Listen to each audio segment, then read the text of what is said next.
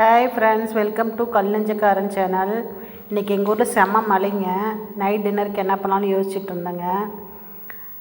மாவு கம்மியாக இருந்தனால சரி தட்டைப்பயிர் சாதம் காரசாரமாக சுருக்குன்னு வச்சுக்கலாம், அந்த மழைக்கு செம்மையாக இருக்கும் அப்படின்னு சொல்லிட்டு முடிவு பண்ணி தட்டைப்பயிர் சாதம் தாங்க வைக்க போகிறேன். ஸ்டவ் ஆன் பண்ணி ஒரு குக்கர் வச்சுக்கிட்டேங்க. அதில் 100 மில்லி கடல் சிக்கனை ஊற்றிக்கிட்டேன்.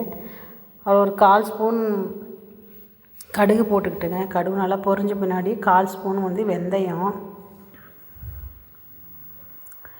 வெந்தயம் நல்லா செவந்து வந்த பின்னாடி ஒரு 1/4 ஸ்பூன் ஜீரகம் போட்டுக்கலாங்க. 1/4 ஸ்பூன் ஜீரகம் போட்டு நல்லா பொரிட்டுங்க. இது தாளிக்கிறதுக்கு ஒரு பெரிய வெங்காயம் எடுத்துருக்கிறேன். 100 கிராம் சின்ன வெங்காயம் ஆட் பண்ணி வச்சுருக்கிறேங்க. இது எல்லாமே சின்ன வெங்காயம் தான் போடணும். என்கிட்ட சின்ன வெங்காயம் கம்மியாக இருக்கிறனால ஒரு பெரிய வெங்காயம் போட்டு 100 கிராம் சின்ன வெங்காயம் போட்டுருக்குறேங்க. இந்த வெங்காயம் பொன்னிறமாக வதங்கணுங்க, அப்போ தான் டேஸ்ட்டாக இருக்கும் சாதம். நல்லா பொன்னிறமாக நிதானமாக சிம்மில் வச்சு வதக்கணுங்க. நம்ம ஹை ஃப்ளேமில் வச்சோம்னா வெங்காயம் கருகிடும், கசப்புத்தன்மை வந்துடும். இது கொஞ்சம் பொறுமையாக தாங்க செய்யணும், அவசரமாக செய்ய முடியாது. ஏன்னா சிம்மில் போட்டு இது வதக்குனிங்கன்னா சாதம் டேஸ்ட்டாக வருங்க. பிரியாணி மாதிரியே இருக்கும், செம்மையாக இருக்குங்க. சாதம் சூப்பராக இருக்கும்.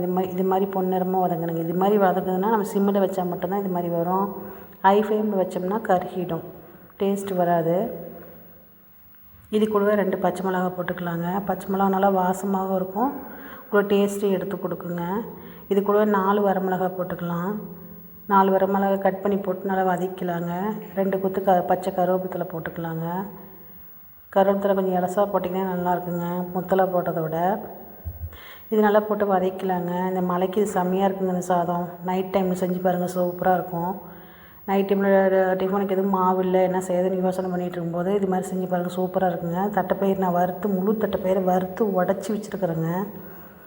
சூப்பராக இருக்குங்க. முழு தட்டைப்பயிரை வறுத்துட்டு நம்ம 2 உடச்சிட்டு க்ளீன் பண்ணிவிட்டு அதோடு போட்டு இது மாதிரி சாதம் வச்சு பாருங்கள், சூப்பராக இருக்குங்க. முழு தட்டைப்பயிர் போடுறத விட இது செமையாக இருக்கும். இது 3 பெரிய தக்காளி கட் பண்ணி வச்சுருந்தேங்க, அதை போட்டுக்கலாம். நல்ல பெரிய தக்காளி 3 தக்காளி போட்டுக்கிறேங்க, பழுத்த தக்காளியாக. உங்களுக்கு சின்ன தக்காளியாக இருந்தால் 4 போட்டுக்கலாங்க. ஏன்னா புளிப்பு இது தான், நம்ம வேறு எதுவும் போட போகிறது கிடையாது. இது கூடவே கொத்தமல்லி தழை கொஞ்சம் கட் பண்ணி போட்டுக்கலாங்க. நல்லா வாசமாக நல்லாயிருக்குங்க. வதக்கும் போதே கொஞ்சம் போட்டுக்கலாம், நல்லா வாசமாக இருக்குங்க. போட்டு நல்லா வதக்கி விட்டுக்கலாங்க. தக்காளி பழம் கடிஞ்சு தான் இருந்தால் நல்லாயிருக்குங்க. இது கூட ஒரு 1/4 ஸ்பூன் கல் உப்பு போட்டுக்கலாம் வதங்கிறதுக்காக. போட்டு நல்லா வதக்கிக்கலாங்க. நல்லா வதங்கணும், நல்லா வதங்கினா தான் நல்லாயிருக்கும். நல்லா வதங்கிட்டுங்க, நல்லா சூப்பராக இருக்குங்க. அதுக்கு இடையில் வதங்காட்டி நம்ம ஒரு ஜாரில் 1 ஸ்பூன் ஜீரகம் எடுத்துக்கலாங்க. எடுத்து ஒரு ஓட்டு ஓட்டிக்கலாங்க. ஓட்டிட்டு நான் ஒரு முழு பூண்டை உரித்து வச்சுருக்குறேங்க. இதுலேயே கொஞ்சம் கருவேப்பிலை ஒரு 2-3 கொத்து நல்லா கொழுந்து தலையாக போட்டுக்கலாம். இது ஒரு முழு பூண்டாக உரித்து வச்சுருக்குறேங்க. இதை போட்டு 1-2 கோர்ஸ் அரைச்சிக்கணுங்க. நைஸாக இது மாதிரி இருக்குங்க, நைஸாக வரக்கூடாது, இது மாதிரி இருக்கணும். நைஸாக இருந்தால் நல்லா இருக்காது. இதுதான் நம்ம இந்த தட்டைப்பயிர் சாதத்துக்கு டேஸ்ட்டு தூக்கி கொடுக்குறதேங்க. இதுதான் மெயினுங்க அதுக்கு. இப்போ இந்த தக்காளி நல்லா வதங்கிடுச்சுங்க. இப்போ இது கூட கொஞ்சம் நம்ம பொடிகள்லாம் சேர்த்துடலாம். இதில் ஒரு 1/2 ஸ்பூன் மஞ்சள்தூள் சேர்த்துக்கலாங்க. ஒரு 1/2 ஸ்பூன் மல்லித்தூள் சேர்த்துக்கலாங்க. 1/4 ஸ்பூன் மல்லித்தூள் சேர்த்துக்கலாங்க. 1/2 ஸ்பூன் வேண்டாம், 1/4 ஸ்பூன் சேர்த்துனா போதுங்க. இந்த மல்லித்தூளை நான் கொஞ்சம் செலவெல்லாம் போட்டு அரைச்சிருக்கேன், டேஸ்ட்டாக இருக்கும். 1/4 ஸ்பூன் மட்டும் போட்டுக்கலாம். ஒரு 1/2 ஸ்பூன் நம்ம சாம்பார் பொடி போட்டுக்கலாங்க.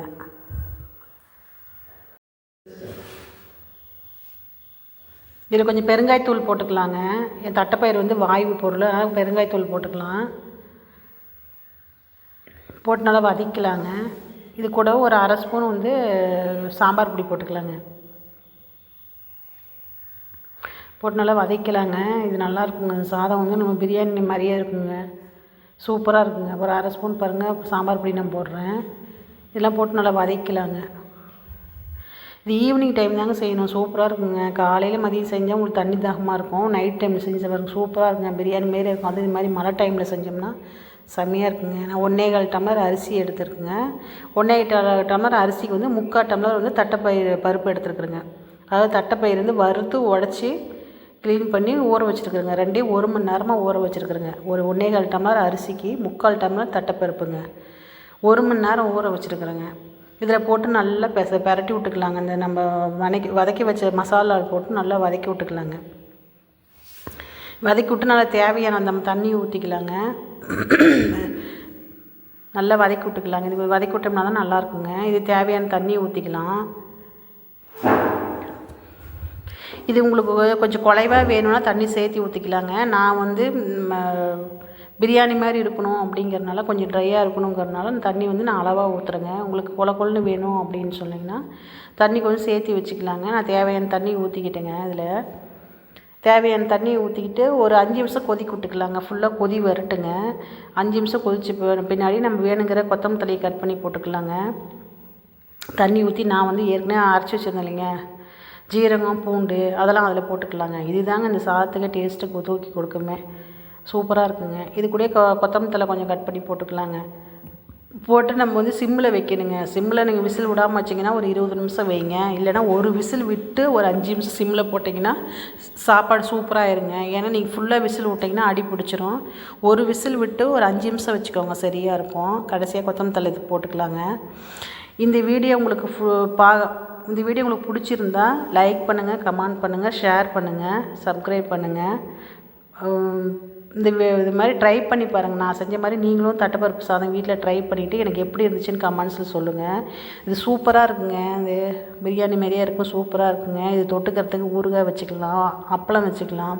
நான் இன்றைக்கி முட்டை வச்சுக்கிட்டேங்க. எங்கள் வீட்டில் முட்டை தான் பிடிக்குங்கனால முட்டை வச்சுக்கிட்டேங்க. இந்த வீடியோ பார்த்துட்டு நீங்கள் இந்த சாதம் உங்கள் வீட்டில் ட்ரை பண்ணி பார்த்துட்டு எனக்கு எப்படின்னு கண்டிப்பாக நீங்கள் கமெண்ட்ஸில் சொல்லணுங்க.